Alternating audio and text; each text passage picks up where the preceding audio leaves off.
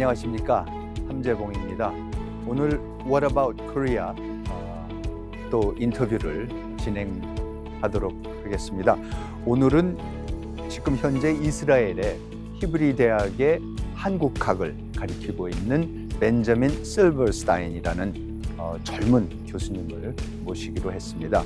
실버스타인 교수는 원래 스웨덴 출신이고 스웨덴의 유대계 출신입니다. 그리고 박사학위는 미국의 U+tv, University of Pennsylvania에서 박사학위를 하고 2년인가 3년 전부터 이제 히브리 대학에서 가르치고 있습니다. 그런데 전공이 북한입니다. 북한 체제에 대한 연구를 아주 깊이 있게 하고 있고요. 이번에도 한국에 단일로 왔는데 단일로 온 이유가 탈북민들을 인터뷰하러 왔다고 합니다. 그 실버스타인 교수가 이제 한국학을 막 시작하는 젊은 학자이기 때문에 저보고 한국에 대해서 궁금한 것이 있으면은 또 질문을 하라고 해서 또 본인도 질문을 잔뜩 준비해 왔다고 합니다. 이제 What About Korea 이제 시작하도록 하겠습니다. 오늘 대담의 주인공은 이스라엘 히브리대 아시아학과의 벤자민 실버스타인 교수입니다. 나치의 박해를 피해 살아야 했던 유대인 가문의 후손인 실버스타인 교수는 아우슈비츠에서 홀로 생존한 할머니를 보며 자란 어린 시절부터 전체주의 아래에서 사람들은 어떻게 사는가라는 울음을 품었고 자연스레 북한에 관심을 갖게 됐습니다. 고교 졸업 후 북한을 방문해 현실의 북한을 확인한 그는 미국 존스 홉킨스대와 펜실베니아대에서 한국학으로 석사 박사 과정을 마쳤고 현재는 이스라엘의 명문 히브리대에서 한국학을 가르치며 북한을 연구하고 있습니다. 오늘 대담에서 그는 북한 사회를 두 가지 관점에서 분석합니다. 첫째, 1958년 이후 제도화된 성분제가 거주, 교육, 입당 등 삶의 궤도를 어떻게 가르는가. 둘째, 촘촘한 감시체제가 지속되는 가운데 시장 경제가 어떻게 공존하며 발전하고 있는가입니다. 한국도 북한도 아닌 제3자의 시선으로 바라본 북한 사회에 대한 흥미로운 분석. 지금부터 대담을 시작합니다.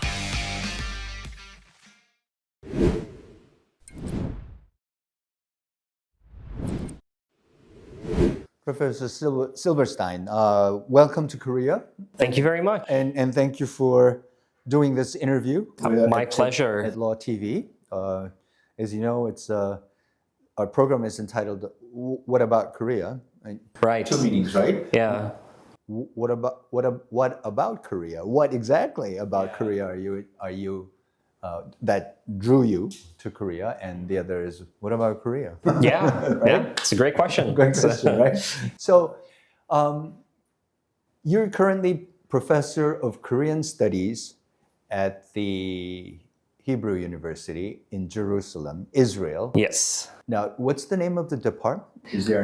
So we're the Department of Asian Studies. Okay. I'm still an assistant professor, but but we have a Korea program. Okay. There's two of us teaching and researching on Korea right now. So who's the other Koreanist? My colleague Irina Lian, Okay. who focuses more on. We joke that we divided Korea between us. I cover North Korea. She covers South Korea. Okay. So okay. Yeah. We'll get to why you major in North Korea of all places. Yeah. But before that, so where did you grow up? I grew up for the most part in Sweden. Okay. That's where I was born. I lived with my family in Belgium for a few years when I was very young. Didn't retain any of the French, unfortunately, but and then I moved to South Korea when I was 20, I believe, for just as an exchange student. And why Korea? Well, by then I'd already gotten very deep into the whole of North Korea. I started reading I'd say almost obsessively about North Korea when I was like 14 or 15 or something. It just kind of got to me. Why 14? Why?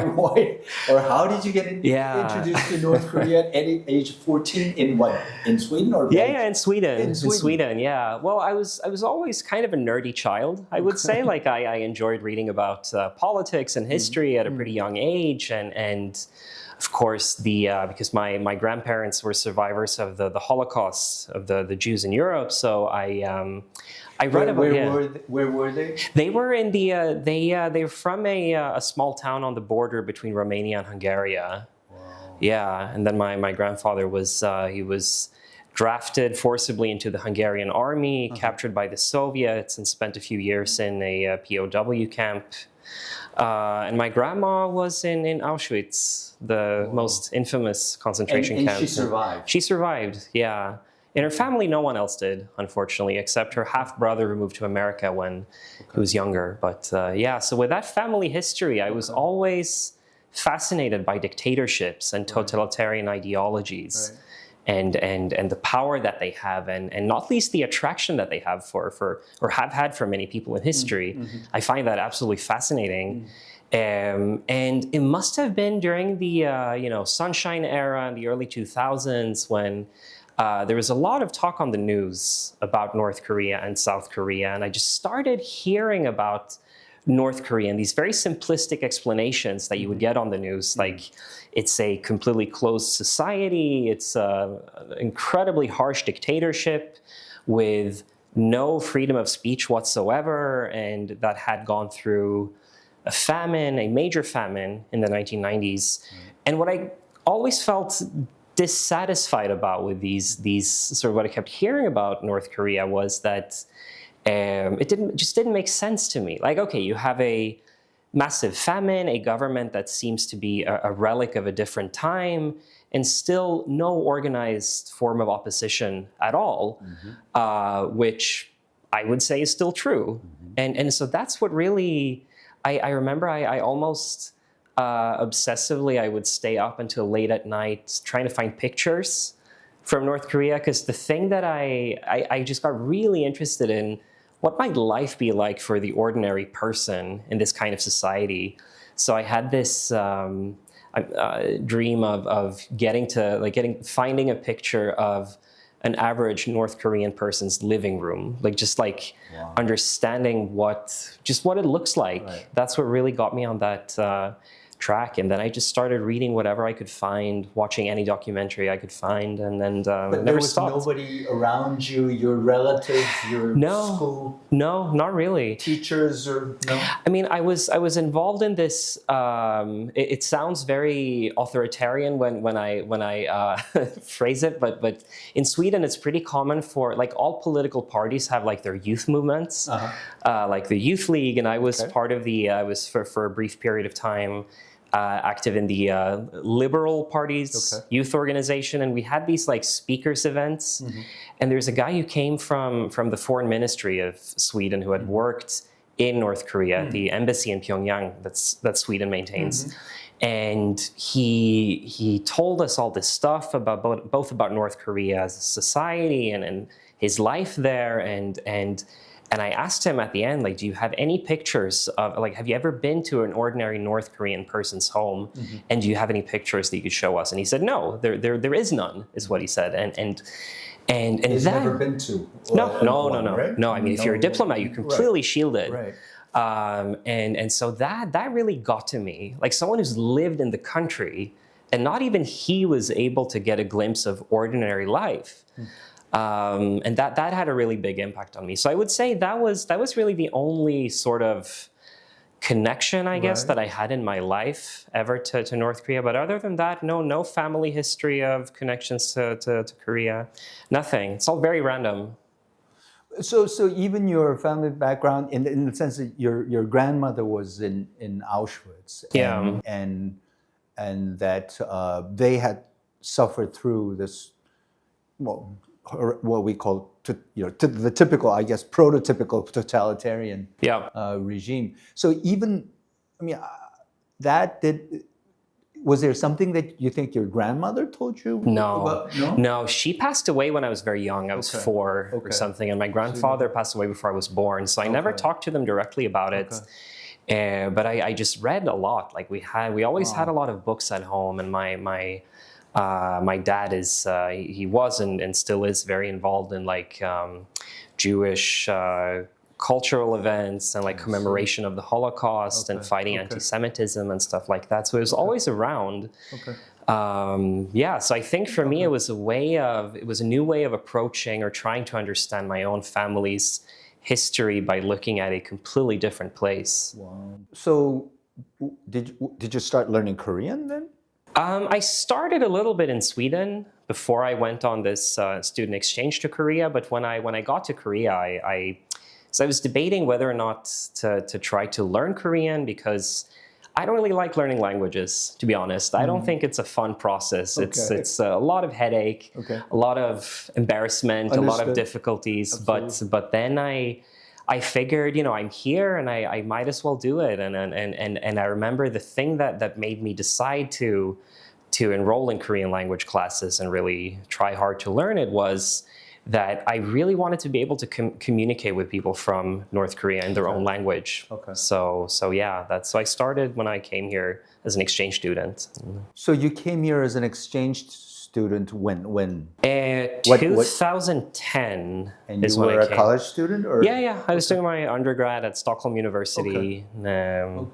Yeah, but then I ended up staying for an extra year and just continuing with the Korean language classes because it's not a language that you can really learn in 1 year. I don't know if you can ever learn it like fully 100% as a foreigner, but yeah. So I wanted to try as hard as I could. But you were telling me earlier that you had been to North Korea before you had ever come to South Korea? Okay, Yeah. so when did you go to North Korea? I went to North Korea in 2008, actually, right after I finished high school. Why? I've been dreaming about it at that point, even for years. Okay. And I was working between, I wasn't really sure what I wanted to do with my life at that point, but after graduating from high school, I worked for a few months and saved up some money and spent most of it on this group trip to North Korea, just because I realized it was actually possible to do. So it was a group trip? Yeah. Set up by a tour? Yeah, this was a tour- Swedish travel agency specializing in North Korea, and I decided to go with them, and And how many were you there in that trip? I think we were around 10 people, maybe something like that, like a few Norwegians, a few Swedes, a couple of Russians, even, and yeah. Was this a popular tour package? No. No. No, but I will say it was the extended tour package. So how long were you in North Korea 10 or 11 days, Where did you something go? like that. did We you started see? with Pyongyang, which all the standard sites. They took us straight to the Fatherland Liberation War Museum or the Korean War Museum. And we saw the major statues and stuff like that, and then we also went to Kaesong in the south, which I found to be strangely beautiful. Like even with I think North Korean nature is often really pretty, but then you have all these really dilapidated houses and buildings that kind of ruin the imagery a little bit. But it was still it was a very very interesting experience. And then we went up north to Samjiyon to go to Paektusan and Chilbosan, also this national park. Right. And so we went around quite a bit. Did you go to Kumgangsan? No. No. They didn't take to Kumgangsan or No. Daehansan? No. No, Okay. I'm not sure why. It's never thought about it. That's right. It's, yeah.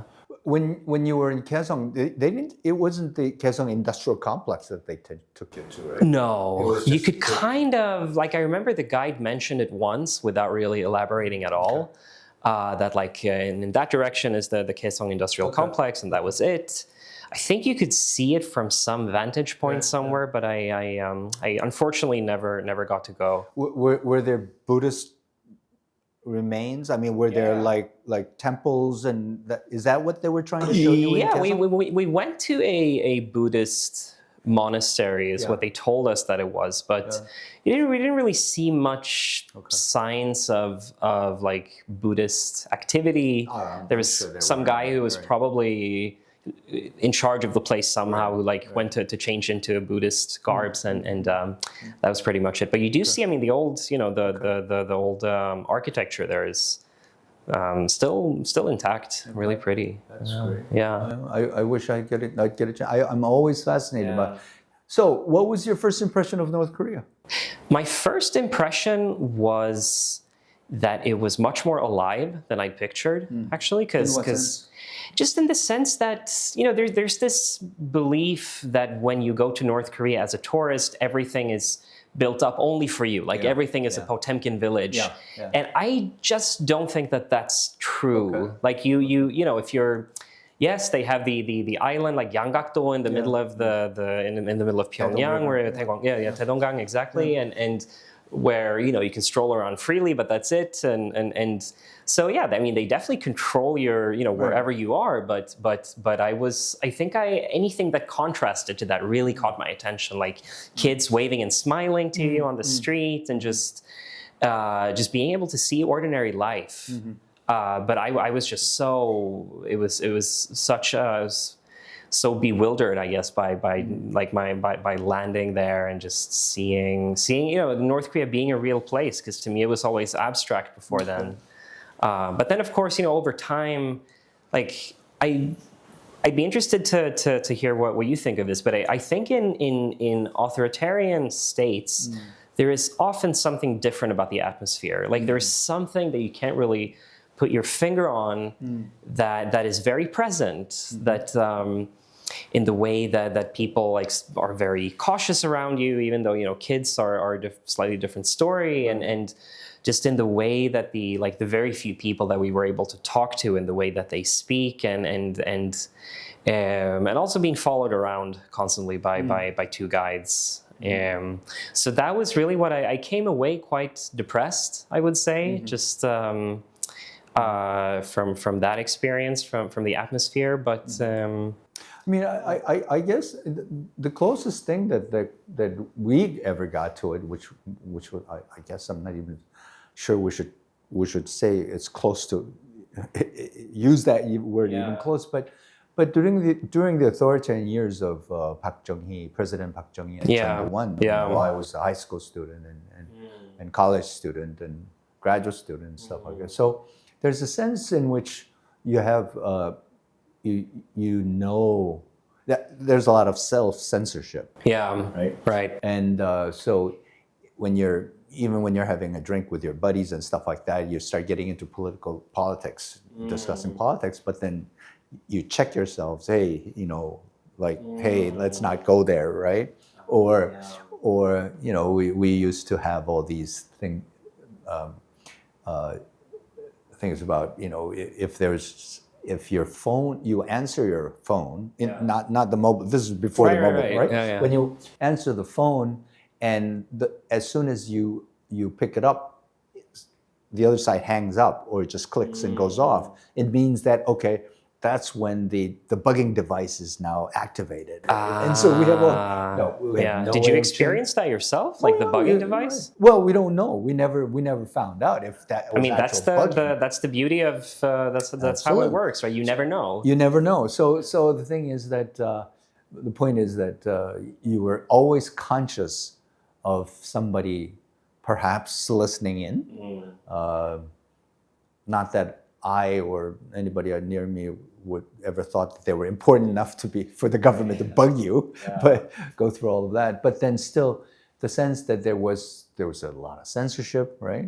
You would subscribe to Time magazine or Newsweek, and you would get it, and then there were parts that were just really literally with black magic marker. They were just crossed off and stuff like that. Wouldn't that make you more curious? Absolutely. Yeah, absolutely. And I don't think it was very effective, but it does. Again, it does instill that sense in that somebody is watching whatever, and there is however remote a possibility that this might eventually get you into trouble, right? If something, and so again, it's something that right today in Korea, you never worry about these things, right? Right. It's just, but then you sort of look back and then say, well, wow, this is true freedom. This is like, wow, I mean, how many people in the world actually enjoy this kind of freedom where you actually feel free to say anything and basically do anything? Yeah, I might be getting us off track, but I'd love to be able to identify like that moment in a person's consciousness in South Korea when you finally feel like, oh, it's different now. Because what you're describing and what I think is true for any authoritarian state worthy of its name is that it makes politics enter into your self-consciousness almost. Like it's always in the back of your mind, like there are certain things that you shouldn't risk saying, and sort of the moment when that changes, that's something that really fascinates me, because when I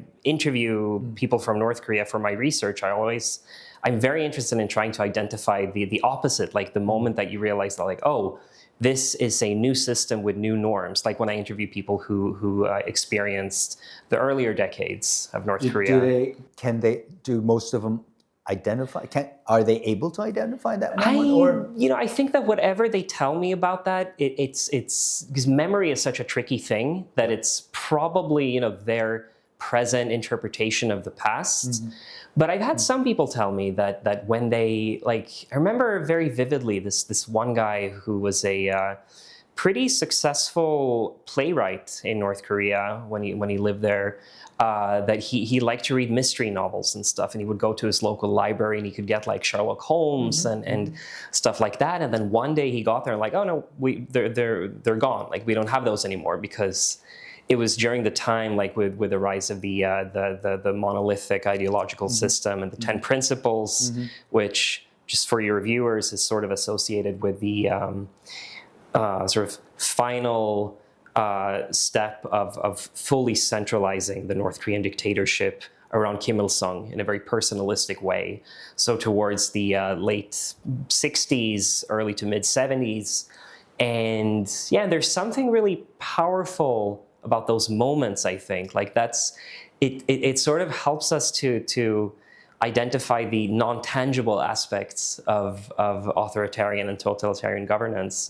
But so for him, that was the moment that like, oh, these books. What is it in Korean? The 10... the 요일 사상 체계 is the monolithic ideological system. Right. And in North Korea, you just call them like the 10대 원칙. And that's pretty much, I mean, there's a longer name, but everybody knows what it refers to. Right. Yeah. Before we get into that, a little bit more biographical All right. information. So after coming to South Korea and learning the Korean language, and then you went back and did what? Then I went back to Sweden for about a year and a half. Okay. I had like a summer job in between my 2 years living in Korea, working as an editorial staff writer for a Swedish newspaper. Because in Sweden, people take long vacations in the summer, so they need people to cover that. So I did that for about 6 months when I came back to Sweden. It was a lot of fun. And then I was offered a job as a sort of advisor / speechwriter to the Minister for International Development Cooperation with the current government. So I did that for about 10 months. Wow. And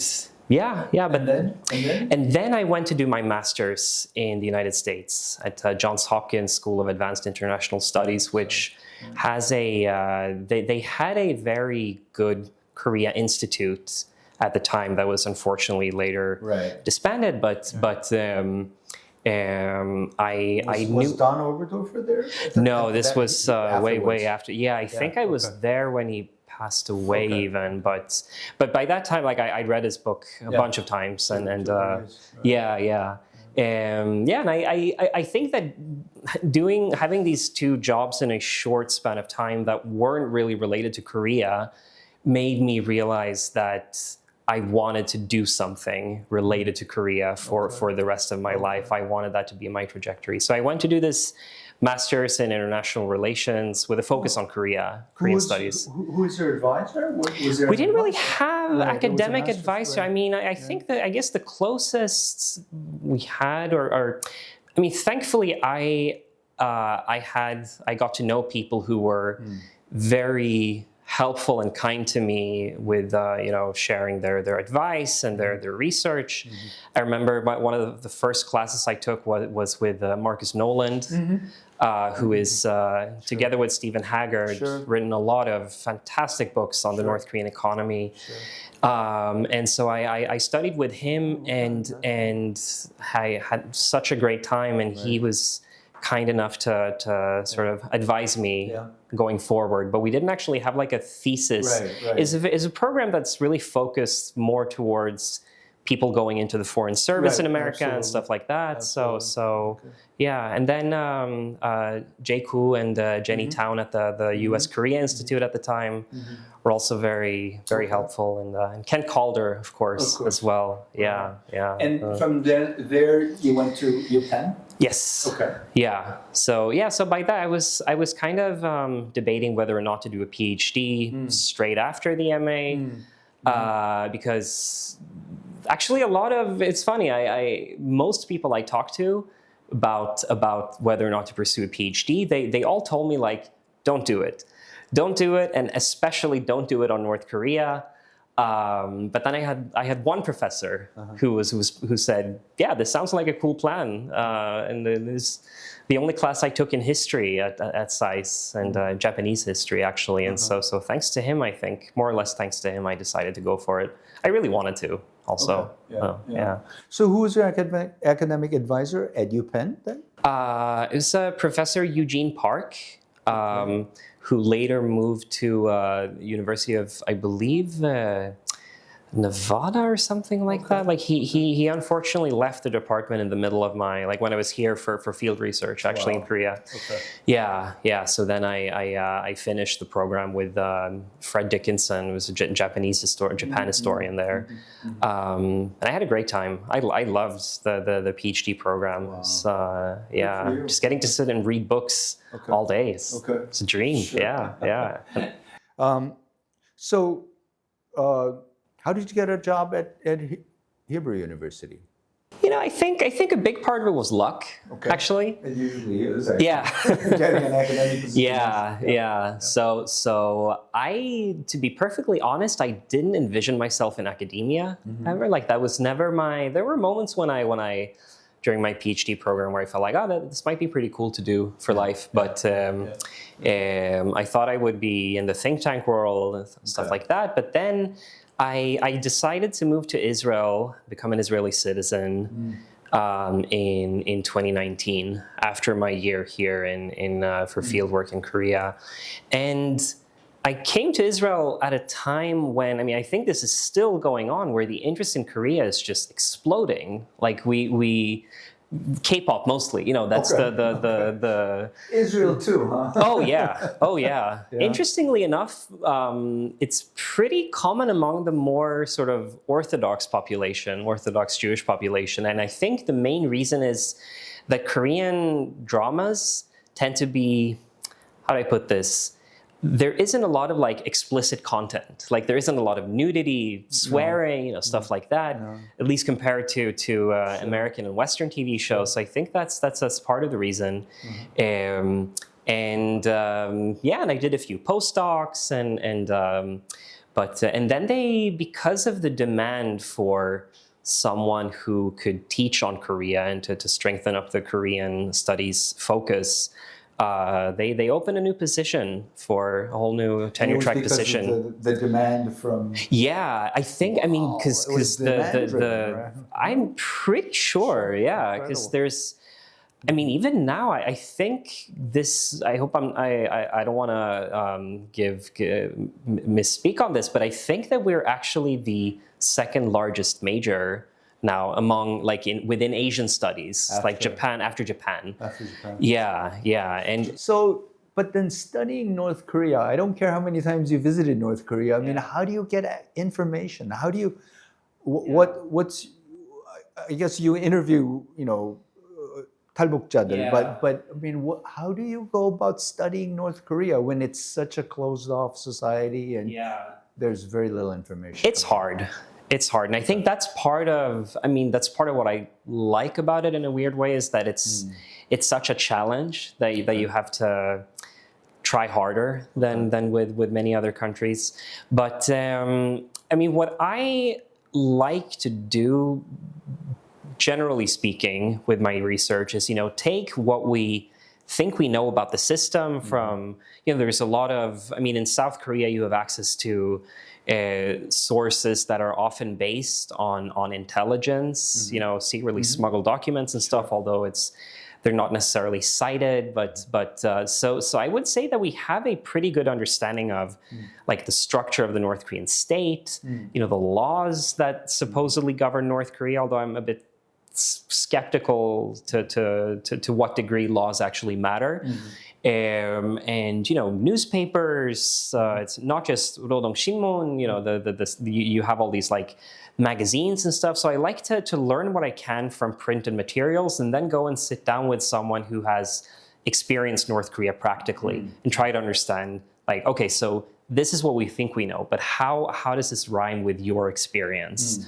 And doing that, I think you can find out a lot of interesting things, like the little, the dysfunctionality of the system in many cases, and the sort of private life that people build for themselves in North Korea.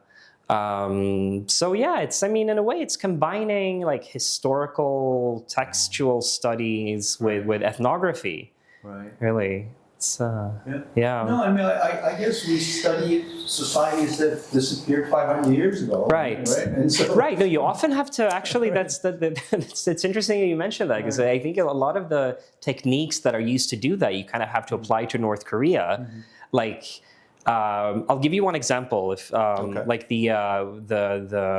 there is a government published manual from North Korea for how to conduct investigations into people's family backgrounds. For example, the Songbun system, and it's written for the like the people who. How did you get your hands on this? A very kind soul sent it to me. Like, it's not from North Korea, but these things, these materials tend to circle around in the research community, and you exchange materials and stuff like that. So, and what did you get out of and this? there, like, one thing I just, like, the way that I approached reading it, because it was a pretty big part of my dissertation, was to, when that kind of material identifies a problem. Like, they say, for example, like the functionaries who interview people about their family background, they're not allowed to be rude or swear, and like not and also like a male state registration agent is not allowed to conduct an interview alone with a female subject, which tells you, you can kind of glean from that these problems have existed, or probably still exist, with maybe sexual abuse and harassment and things like that. So and I think that's quite similar to how we read very old historical sources. That if you identify, if a king says, this is the new law, or like this is the new directive, they're always doing it in reaction to something, or usually. Right. So I think that's a very good point, that we actually a lot of the ways in which you can study North Korea is using the same techniques that you do with ancient societies even. Right. Yeah. Well, yeah, when Joseon Dynasty starts to really emphasize, rules governing women's chastity, then it actually is a reflection that something very unchaste is actually happening for it would have reason, to, right? Like, it's because otherwise, why would they bother? Right. I see. Okay. Yeah. Tell us more about the Songbun system, that you studied. Yeah. Okay, so how? It's fascinating that they actually have a manual for people finding out to determine somebody's Songbun. It's more, yes. I mean, for the kinds of questions that you should be asking, and how to classify people into all these different categories of Songbun. So basically, just for the sake of your viewers, there exists I believe some people say now that it's a 5-tiered system with a sort of classification system for political loyalty, based primarily on your family background, on what your parents or increasingly your grandparents or even great-grandparents what they did during the colonial era, during the Korean War. The Korean War is an extremely important determinant for the Songbun system. And that somehow determines people's place in the class ladder. And it's part of what fascinates me so much about it is how bureaucratic it is. Like there's a huge apparatus in the country for doing these investigations anew sometimes, or I mean, not the whole way back. Usually, it's just to check the details that they have, but also to keep these records. And that is something that, because family background has been important. I mean, it's important arguably in every society. And in the Soviet Union, you know, you had the like it wasn't a great thing to be the son of a kulak, like a former like landowner or peasant. And you've had I haven't actually read any academic works on it, but I believe that there were tendencies like this during the authoritarian era in South Korea as well. That if you had relatives who went to the north or collaborated with the do you think there's something in that we can learn and help us understand the North Korean version of it? Well, I guess Korea has always had the Joseon Dynasty was infamous for that. Right. 성분, it was called 신분. It was called 성분, but it's basically, I guess, the same thing, which is what I'm trying to find out, whether 성분 system really was very similar to 신분 system. It was just incredibly methodical, right? And you had to if you pass the civil service examination, you can take it and you can pass it even, but then they have a special office in the censorate that actually combs through your family register, basically, your and jokbo, and if there's any blemish in there, such for instance, if any of your ancestors, it doesn't matter how high you go up, was son of a concubine, then there's a limit, there's a certain limit beyond which you can never rise in the bureaucracy and things like. But then, you know, they ferret out people if you're from Northwest, 서북인, you're Seoul, you're some other, you know, and so I guess the society has tried to basically retain control that the 3 to maybe 5% of the population enjoyed, the ones who really had the requisite 성분 to use the North Korean term. I mean, it just means contents in Korean, right? Like the hanja. Like the 성분. You see it on the back. I remember when I moved to South Korea and I saw it on the back of a cereal box. Absolutely. I was amazed. I was like, it's everything. It's ingredients. Do you think there is something?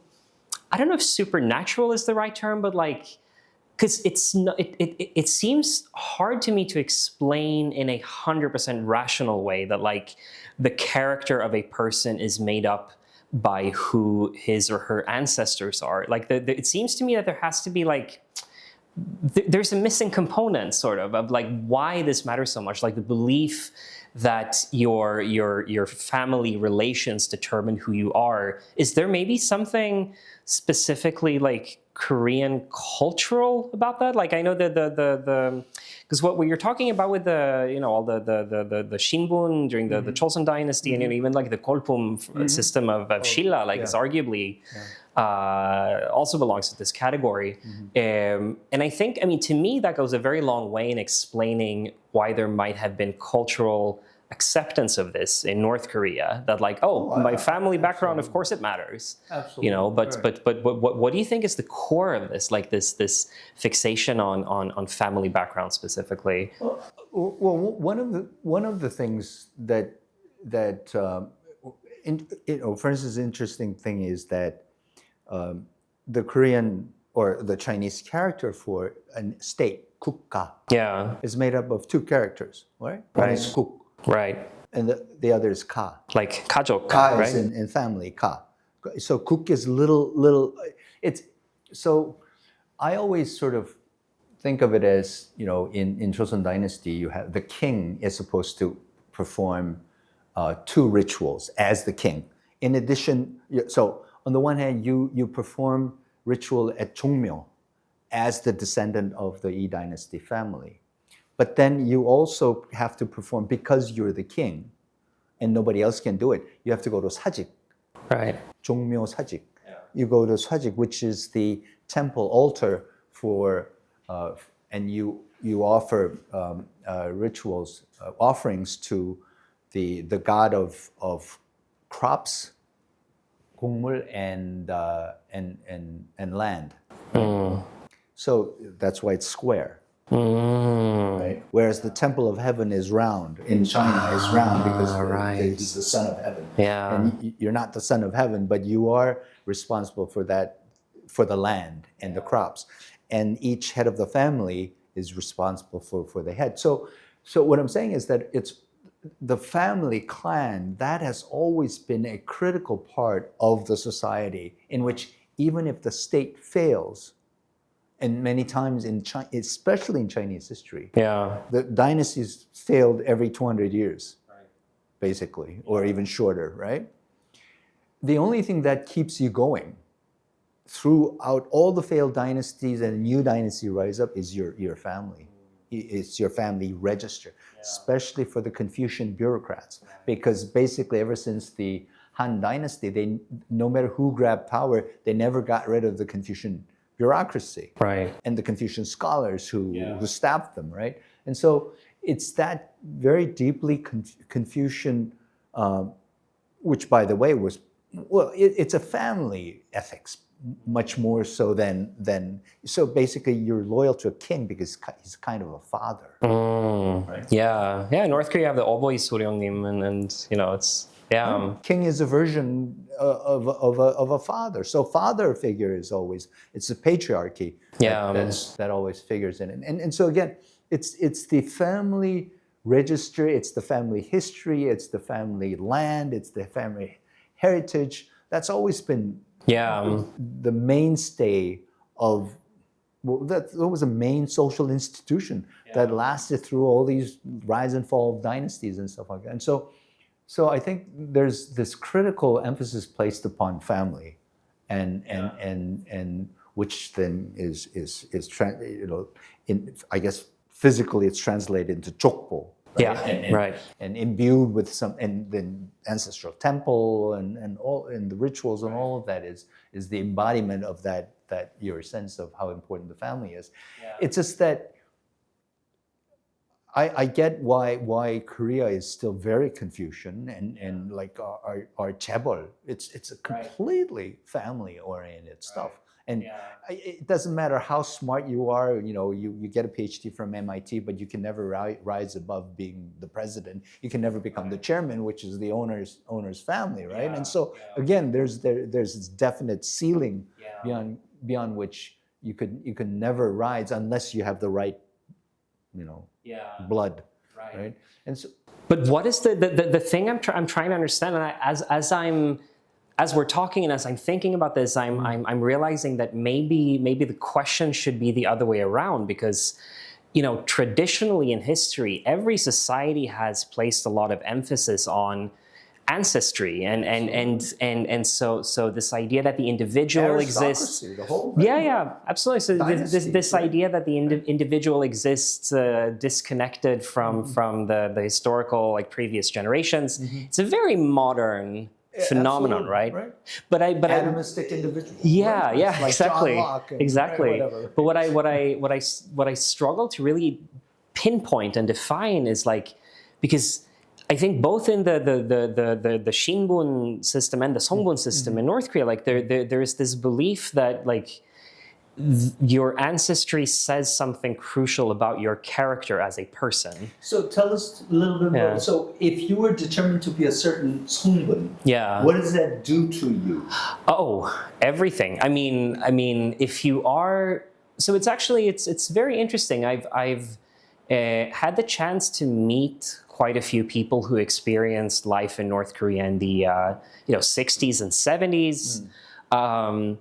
Officially, like, from what we know, like the sort of timeline as we know it of the North Korean system will commonly state that the Songbun investigations into each person's family background started in 1958, as Kim Il-sung was consolidating power, and that it was a tool for political control, which, I mean, it obviously is.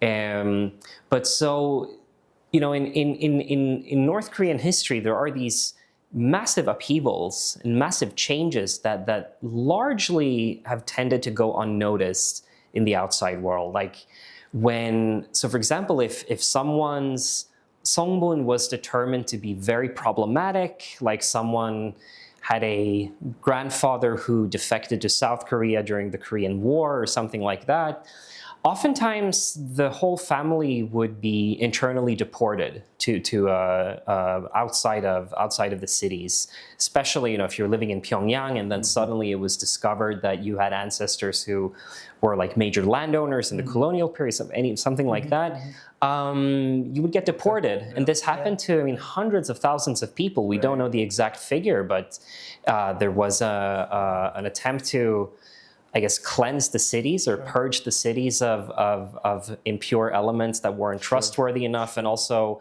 remove them from the borderlands from the south of North Korea, near the border to South Korea. So the consequences are vast, and like where you live in North Korea, even though, you know, it's theoretically a socialist society with full equality and stuff like that, just quality of social services, of food, of your education, everything. It's all determined by, I mean, a lot of it is actually determined to an extent by where you live. Like living, the further you are from the center, from Pyongyang, the tougher life is in general. Is it correlated with Songbun in any way? Yes. Because if you are of lower Songbun status, yeah, you tend to be like most people would be deported to like Hamgyongpukdo or Yanggangdo.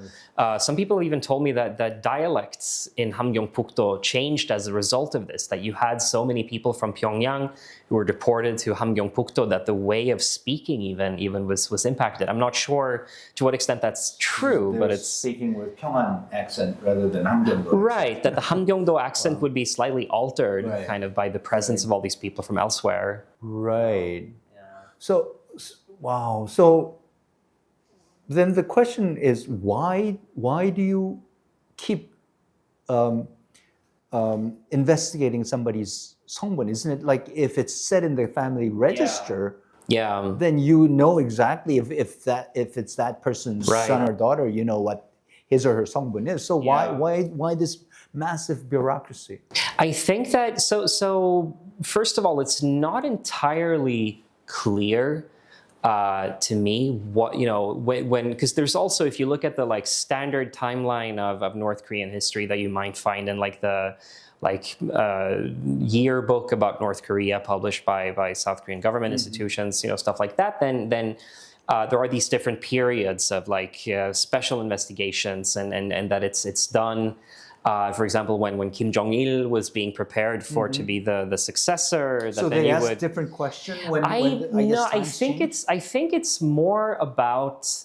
I think it's about targeting different categories of people. Unless depending you want on to what ferret out additional people, why would you keep doing that? Right. But one interesting pattern that I've noticed in speaking with people from North Korea is that often, like many people's Songbun seems to be further investigated when they are trying to, for example, get into university or join the party, you know, things like that. Okay. So then the state will look over your records again.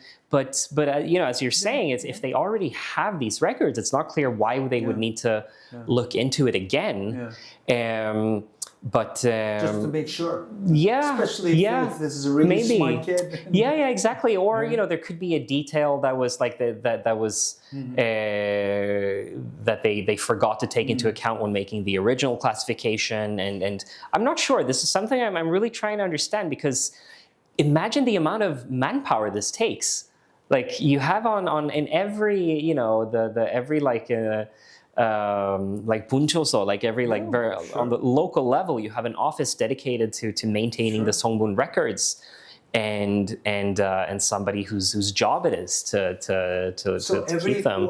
What's a bunchoso? Bunchoso is like I guess in South Korea, you might call it the Chomin Center or something like that. Like Really? Then they have somebody who takes care of songbun. Usually they will have a Chomin Tunno-kwa, like a specific office for that. For every bunchoso, basically. You know, it might actually be in every like the Anchonbu on the local level, like the more sort of police station, equivalent. right. Yeah. So listening to talk about describe songbun system, I'm tempted to say it's more directly the result of Kim Il-sung's own experience with factionalism. Yeah. That incredible history of factional infighting, especially among the communists, Korean communists, right from the beginning. Right, with the right. Chaeyoshi Champion. It's just the First Communist Party was disbanded, right? Yeah, exactly. yeah. So, Khabarovsk, versus Vladivostok. I mean, Right. totally different factions. And then, of course, within North Korea, the many times that Kim Il-sung had to purge, and especially in 1958 when he eventually emerged. Yeah. The time, the infighting that he had experienced all through his life, I'm sure, colored the way he viewed, his society. Yeah, and he probably saw factional infighting as like even political discussions as factional infighting in a sense, right? Do you think that's absolutely? True? I think so. I mean, how do you, how do you maintain ideological purity if you can actually have two sides on the issue and start debating? Right. Right? Yeah. So what does ideological purity mean? It means absolute observance of whatever the dear leader says is the truth, right? And so, but I mean, clearly there are historical precedents in Joseon Dynasty. It itself riven with factional bungang, and things like that. But then again, unless you were of a different shinbun, you wouldn't go that far, not to the extent that the North Koreans, at least with the way you're describing it, I don't think anybody would go even that far. So I guess for me, the time for the one of the times that we clearly sort of heard what songbun system might do to you, or what it is, or what it might do to you is remember, is it Kim Jong-un's mother, isn't it? That who was Koyoung? Yeah, right. Originally, she was an overseas Korean from Japan, right? 제일교포. And that supposedly really is a very low songbun. Is that true? Yeah, it's so. I would say this is also as like with much around North Korea is something that we don't have the exact answers to exactly what happened. But yes, I mean. Originally, when the 제일교포, like when the big wave of immigration and the 북송선, exactly. Then, like a lot of these people, because they were used to a very different political culture, to say the least. And I mean, this is when they came and were supposed to integrate into North Korean society, it was. Even though it was relatively early in North Korea's history, you still had this tendency, this sort of process towards more centralized one-man rule and the cult of personality. So to many of them, it was just bizarre, right? Like what even I met someone one time who decided on his own volition when he was 17, I think, to take part in this, to move to North Korea, because he was a very deeply deeply socialist. And he had read, like, I don't know if he'd read Das Kapital, because a lot of people who say they did haven't, and so he was dispatched to like this factory out in the northeast, Hamgyeong-pukto somewhere, and he just wanted to talk about like Marxist materialism and like theoretical discussions with his colleagues at work, and none of them, they were like, "What are you talking about? Like, none of this matters. Like, let's just get this done and go home," kind of. And so I think that it was really a clash of cultures in many ways. But yes, to actually answer your question, a lot of people ended up being branded as what they call like special subjects for surveillance because of the increase. Like the authorities eventually realized that these people were coming with problems, for the North Korean system that they hadn't really thought of. That like they wouldn't. So maybe Buk Song-sun was one of the yes levers that pushed for a more robust system of yeah. No, I mean, it was definitely something that caused the authorities to be more thorough about this, and but I mean, going back to Kim Jong-un's mother, there were, the elites of the Chochongnon, right? The overseas Japanese Korean pro-North Korean organization. I mean, some of them did fine in North Korea. Like, it's not that everyone was deported to the countryside and so on. I mean, the figure that there's this one book written by a former Poiwon, someone who worked in the secret police in North Korea, and he estimates that 10% of all the Japanese Koreans who returned were deported to labor camps. But so it's a very large number. He says 10%. 10%. I don't know if he's winging it or if this is their actual records of this. Okay. But I mean, partially for that reason, Kim Jong-un's mom's background would be problematic, right? Okay. Yeah, but I guess how problematic? It didn't prevent him from becoming the leader, right? Right. But I guess right. it was, if he had enemies within and they wanted to use something against him, then may have been, because given how important someone's system is. Right. In North Korea.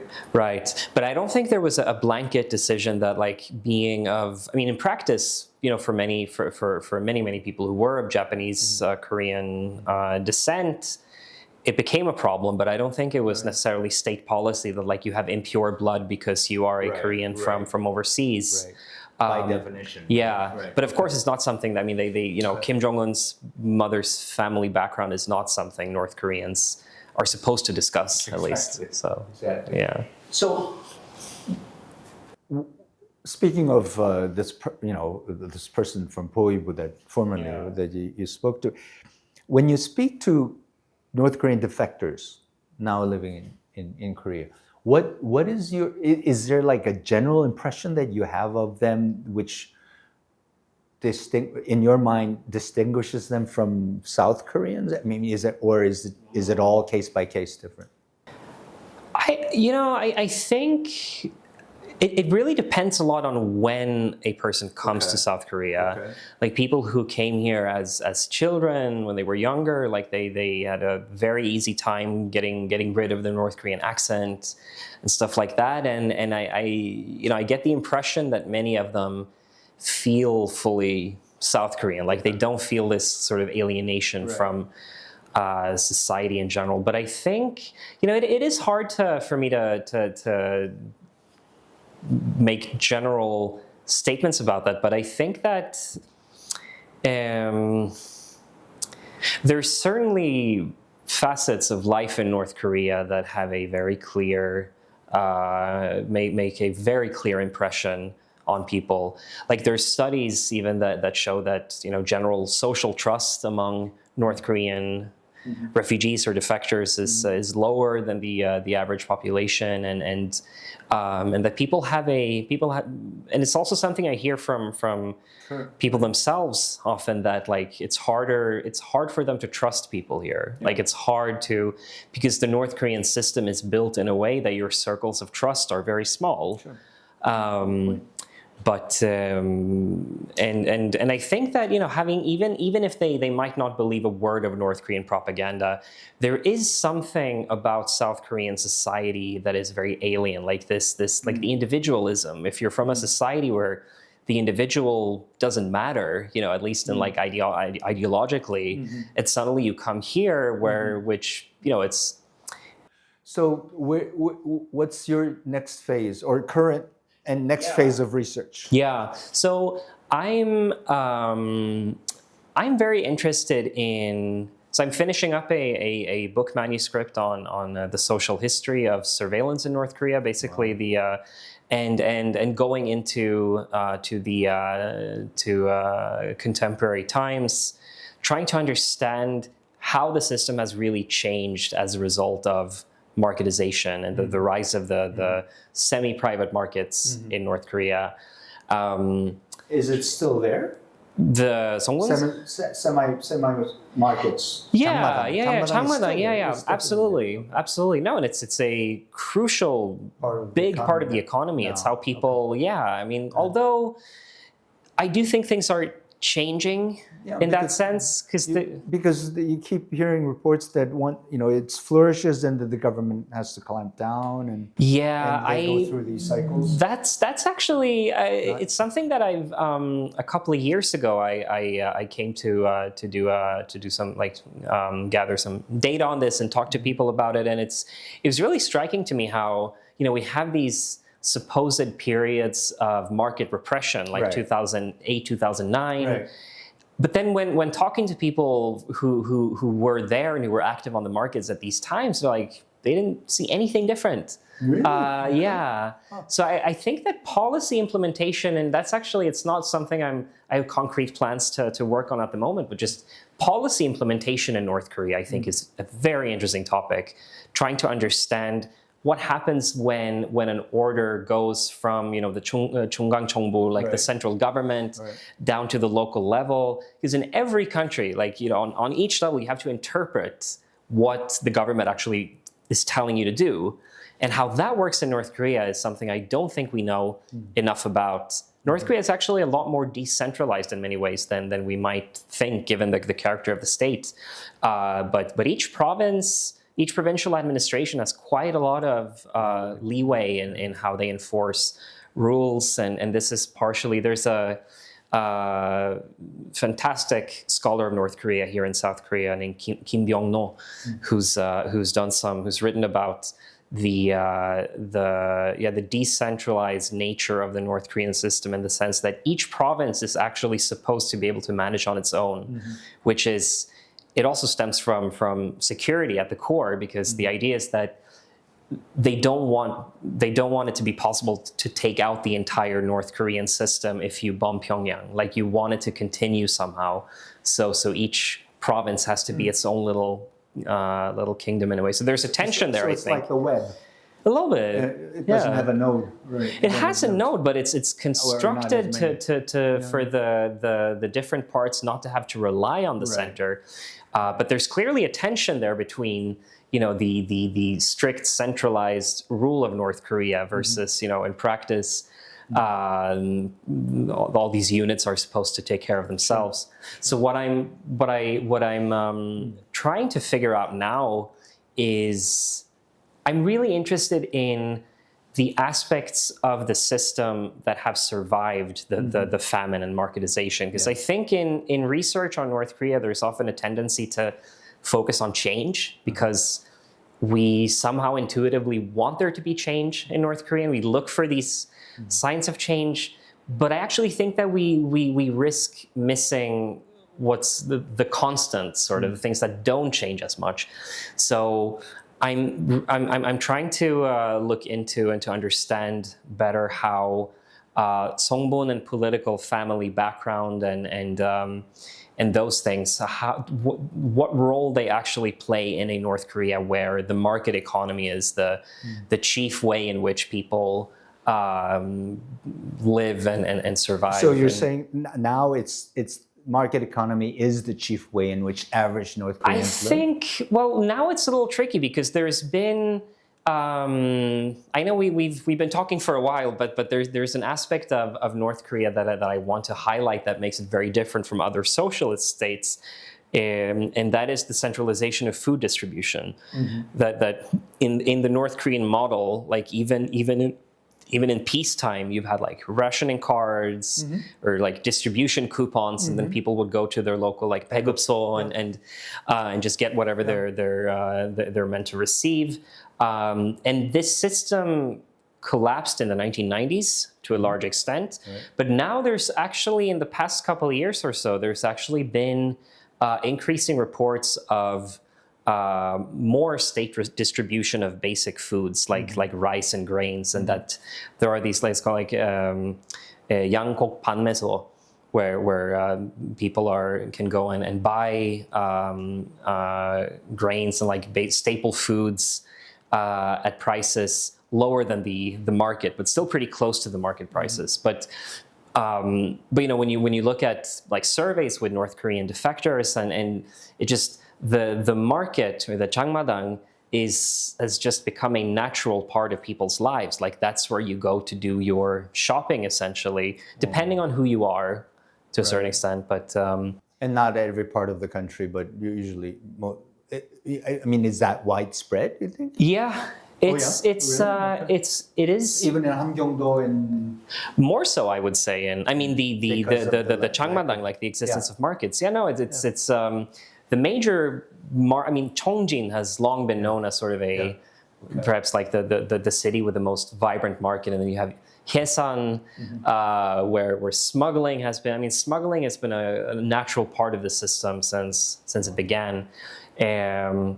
But I still, my sense is that we don't know enough about the situation inland in North Korea, like in the parts of the country where not a lot of people tend to escape from.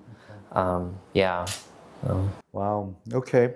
We're running out of time, and so when do you plan to come back to Korea?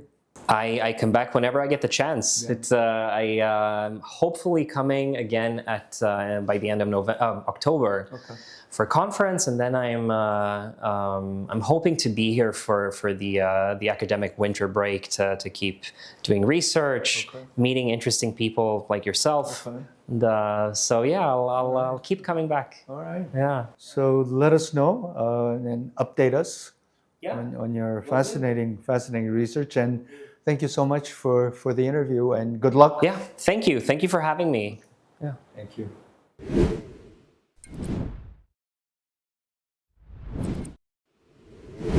네, 제가 기회 날 때마다 한국에 와요. 여기서 가장 흥미로운 연구를 할 수 있고, 북한은 그 세계적으로 아마도 가장 폐쇄된 나라라서 그 상태 때문에 더 알고 싶어요, 더 이해하고 싶어요. 네, 그런 사람이에요. 네, 그래서 여기 한국에 있으면서 이렇게 지식이 많으신 분 많이 계시고, 그리고 다른 북한을 특수 연구 분야로 하는 학자들도 많이 계셔서 제가 여기 있을 때마다 진짜 재미있는 시간 보내요. 네. 그래서 오늘 이런 함 교수님하고 이런 이야기할 기회가 돼서 진짜 감사합니다. 네, 지금까지 이스라엘의 히브리대 학교의 벤자민 실버스타인 교수님을 모시고 북한을 어떻게 연구하게 됐는가, 그리고 어떻게 연구를 하고 있고 가장 관심 있는 주제가 무엇인가, 이런 거에 대해서 시간을 가져봤습니다. 한국 사람이 아닌 보다 객관적인 시각에서 북한을, 그리고 전반적으로 한국을 연구하는 것이 저는 참 흥미롭고 우리가 배울 수 있는 것이 너무나 많다고 생각을 해서 오늘 특별히 모셨습니다. What about Korea? 오늘 여기서 마치도록 하겠습니다. 함께 해주셔서 감사합니다.